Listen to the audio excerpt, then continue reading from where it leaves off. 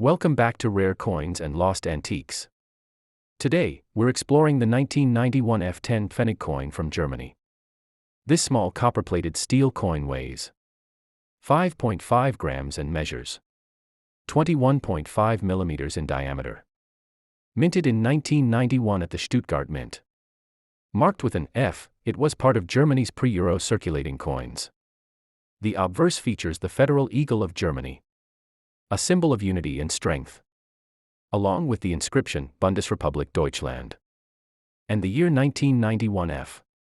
On the reverse, you'll find the denomination 10 Pfennig with a stylized oak twig, a symbol of endurance and tradition.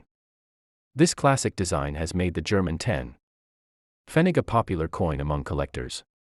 While most 1991 F10 Pfennig coins are common, uncirculated or high-grade coins can fetch extra value. Look for sharp details on the eagle and oak twig for the best examples. Don't forget to like, subscribe, and share to support Rare Coins and Lost Antiques. Stay tuned for more hidden treasures from the world of coins.